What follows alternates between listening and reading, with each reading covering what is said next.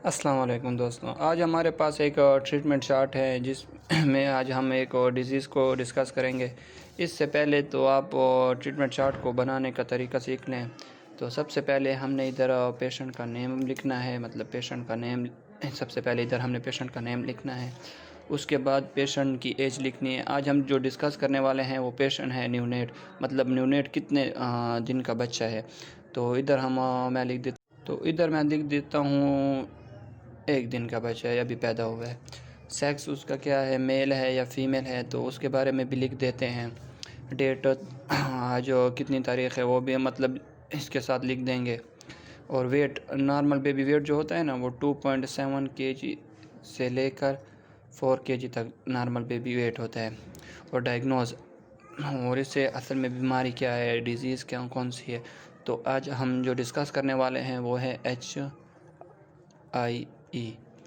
HIE मतलब hypoxic ischaemic encephalopathy. तो ये क्या है, ये जब बच्चा पैदा हो जाता है और इमीडिएट क्राई नहीं करता, मतलब 2 मिनट के अंदर वो क्राई नहीं करता, तो उसको HIE का पेशेंट कहते हैं। मतलब उसके ब्रेन में ऑक्सीजन सही से ट्रेवल नहीं करता।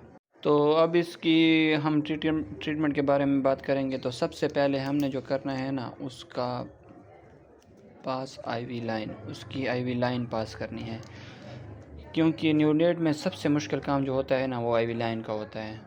और ये IV लाइन बहुत मुश्किल से पास होती है। उसके बाद हमने इन्फ्यूज़न लगाना है। इन्फ्यूज़न 5% डेक्सट्रोज़ वाटर हमने लगाना है, 100 ml। 5% डेक्सट्रोज़ वाटर लगाना है हमने 100 ml। 100 ml लगाना है, और वो भी BD में, मतलब दिन में 2 बार। उसके बाद आपने क्या करना है, उसके बाद आपने इंजेक्शन लगाना है नेविडार इंजेक्शन आपने लगाना है। वो कितने लगाना है, डोज उसका कितना होना चाहिए, 250 mg। वो भी IV BD में लगाना है, मतलब 2 टाइम अ डे लगाना है। उसके बाद आपने तीसरे नंबर पर जो इंजेक्शन लगाना है वो है M+। वो भी आपने 250 mg लगाना है, और वो भी आपने IV BD लगाना है, मतलब दिन में 2 बार। मतलब ये जब बच्चा पैदा हो जाता है ना, तो सबसे पहले आपने उसे इंजेक्शन के लाट 2 mg, मतलब अगर ब्लीडिंग कम है तो आप 2 mg दे सकते हैं। अगर ब्लीडिंग ज़्यादा है तो आप 4 mg या 6 mg या 8 mg या 10 mg तक दे सकते हैं पर ओरल, मतलब मुंह के ज़रिए। और अगर किनोला पास हुआ पड़ा है तो आप IV भी दे सकते हैं। ये स्टेट देना है, ठीक है ना। इसके बाद क्योंकि हम पढ़ रहे हैं HIE पेशेंट के बारे में, तो क्योंकि उसके ब्रेन को ऑक्सीजन सही से नहीं पहुंचा और उसकी ब्लड की भी कमी आ रही है, तो हमने टैब फिनोबार्ब देने हैं। फिनोबार्ब वाले टैब हमने भी साथ में देने हैं। टैब फिनोबार्ब कैसे देने हैं, मतलब अगर उसे फिट्स भी आ रहे हैं तो टैब फिनोबार्ब हमने 2 स्टेट देने हैं।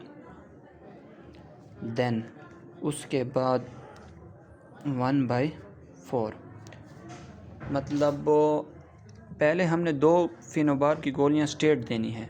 उसके बाद हमने एक गोली का चौथा नंबर हिस्सा BD में देना है, मतलब दिन में 2 बार देना है। और अगर ज़रूरत हो तो इंजेक्शन वेलियम, जिसे हम डायज़ाफाम भी कहते हैं, वो भी देने हैं SOS जिस टाइम ज़रूरत हो। और ऑक्सीजन भी इसको लगाना है, मतलब ऑक्सीजन थेरापी भी साथ में करनी है। अगर उसे ऑक्सीजन की ज़रूरत हो तो वो भी कंटिन्यूअस हम दे सकते हैं। सॉरी, इधर नहीं लिखना है, टाइम में लिखना है कंटिन्यूअस। इसके बाद आते हैं हम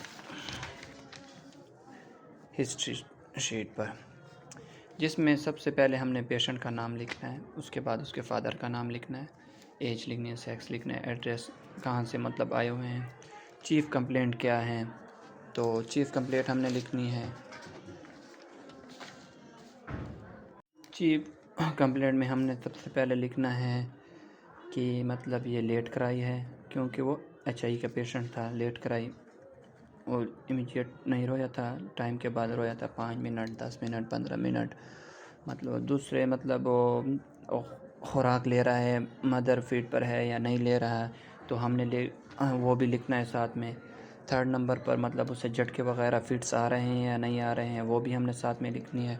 पास्ट हिस्ट्री में लिखना है, मतलब उसकी हम मदर की जो पास्ट हिस्ट्री होती है वो भी लिख सकते हैं। फैमिली हिस्ट्री, मतलब ये कितना बच्चा है, फॉर एग्ज़ाम्पल ये सेकंड बेबी है, तो वो भी साथ में लिख सकते हैं।